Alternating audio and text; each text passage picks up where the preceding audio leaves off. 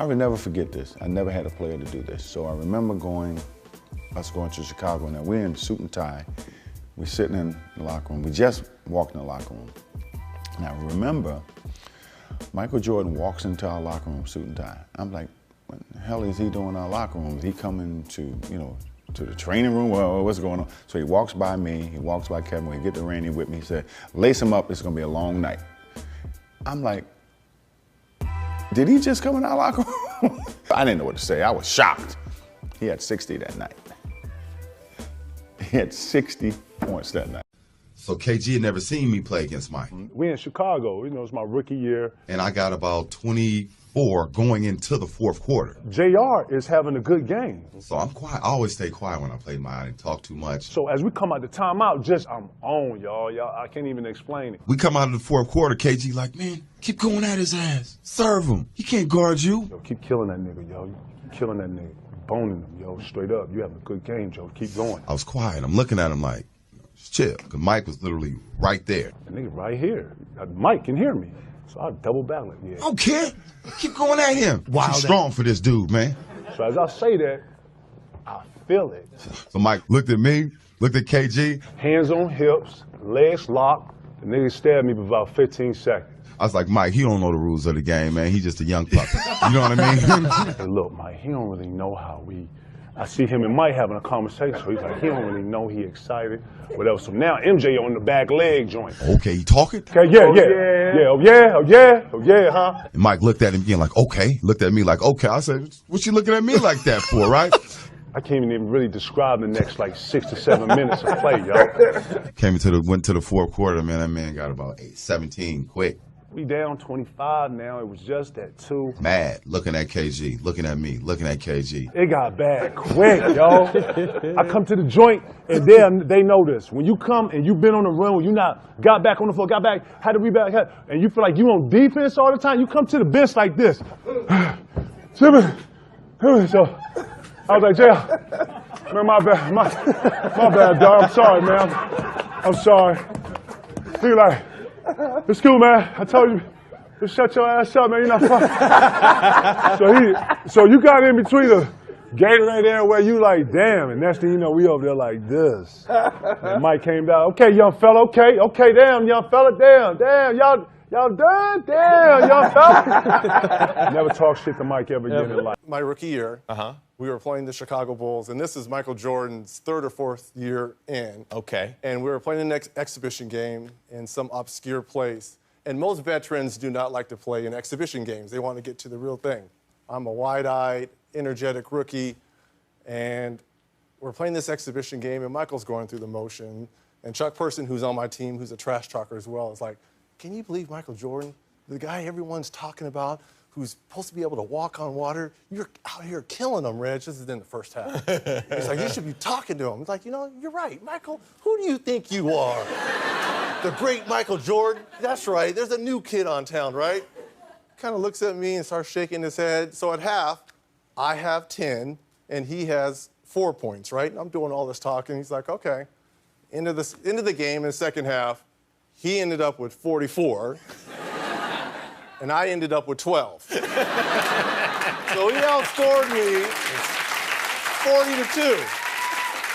And as he's walking off, he's like, be sure and be careful, you never talk to Black Jesus like that. Okay, I'm so sorry. I'm so sorry, Black Jesus. So we got the Chicago Bulls coming in town, and unfortunately, I got a sprained ankle. And so... Did you say fortunately you unfortunately, do? Oh, okay. Unfortunately. I enjoy guarding Mike because he was, the one thing I did with Mike is I never got him pissed off. He make a shot, you say, good shot, Mike. You don't talk trash to him so he can go off for 60. You try to kill him with kindness. Yeah. You don't try to talk trash to him. So they're getting off the bus. We're done with shoot around, and we're walking out, and MJ says, B. Scott, what's going on? I said, what's up, MJ? He said, man, I hear that you're not playing tonight. I said, no, I sprained my ankle. He said, who's guarding me? I said, Anthony Peeler. He said, 50.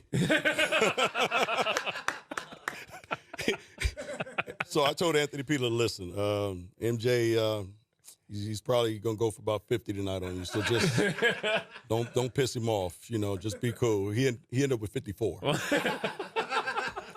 So this can be something you probably could print. You know, I'm playing in my camp against O.J. Mayo. He was a top high school kid coming out, and I never met him first time. In front of my camp, he starts this thing about, you can't guard me, you can't do this. You know, I got my campers here, so obviously I can't really go where I want to go because of all my camp. So I stop the camp, send the kids to bed. We go back to playing, and he starts his whole thing, you know, that you can't guard me, you can't do this. And then finally I just let him, I said, look, dude, you may be the best high school player, but I'm the best player in the world.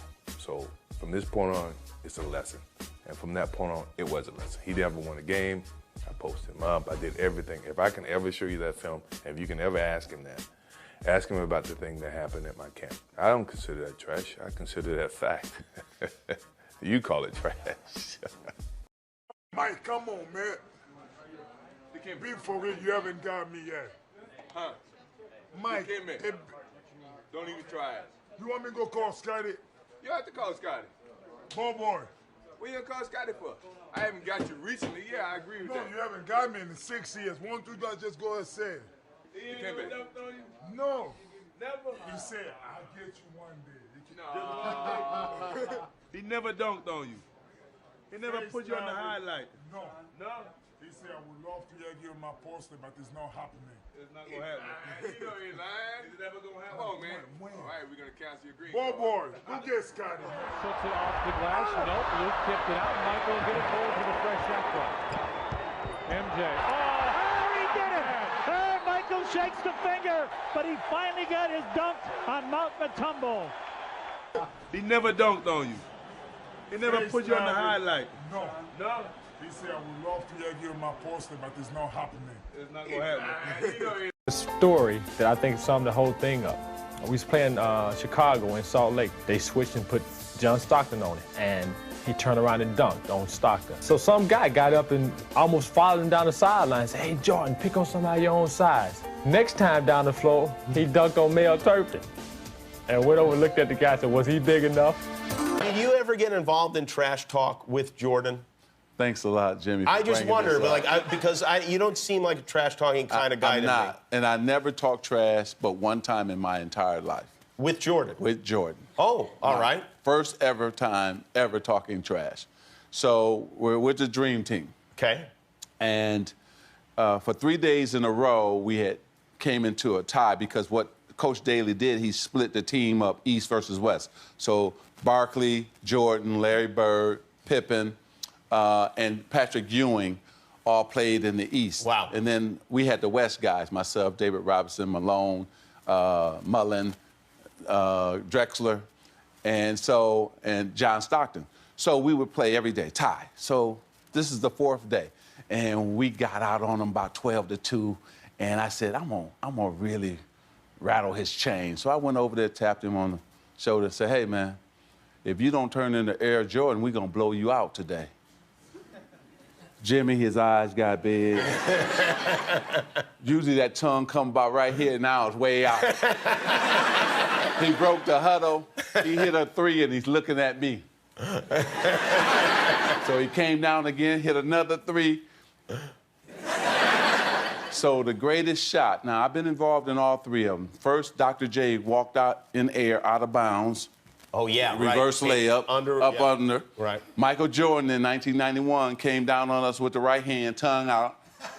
He switched in midair to the left, spun it against the glass. Now, this is the greatest shot I've seen. He came down the right side, took off. David Robinson took off. And he said, okay, I'm gonna just sit here in air. Because I know David Robinson is gonna go down. So David Robinson went to the ground. He 360, tongue moving, and dunked it. In a practice game? In a practice game.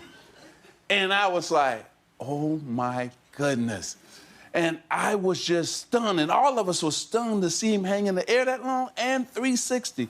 Michael Jordan is so incredible. There'll never be. The moral is you should not talk trash to Michael Jordan. Yeah. Thank you. You say 360, you mean like it was like full, like this, all the way?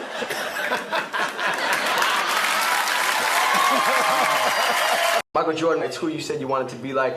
And I've heard you say multiple times that when you saw him for the first time on the court, you could literally see the aura around him. Because that was my guy, that was my hero. Did you talk to him before the game at all? No. It was just strictly... It was the first time I ever talked to him was that year, playing in the rookie game. That was the year they did the top 50 of all time. Oh, okay. Yeah, where they had the jackets on and all that. And I saw him walking through I'll never forget it because he said, "What's up, you little bitch?" I'll never forget it. I looked at him like, all right, man. What do you say back to that? Because it's somebody you really rock with. Nothing. You just got to eat that, right? Nothing. And then, like, I remember one time I was telling him how much I rock with him, and he was like, "Man, you wouldn't rock with me like that because you wouldn't have crossed me like that." Right, you wouldn't have hit me with that crossover. I always knew that once I got to the league, I was going to try my move on the best. So, he was just a victim that night. That's a foul all day long. Oh, I know you ain't talking. I know you ain't talking. Hey, you only got 3 now. I get 6. I would get that foul. You only got 3 now. I know where you're going. You got to get up quick. If you knew where I was going, why you go for the fake? Mike, after you face the ball, where else you going to go? You left your feet. Yeah, but where else you going to go? In the game, I go for you. I spun all the way around. I go for these ribs right here. 3, 2. That's all right. Hey, I shoot them better when the clock going down.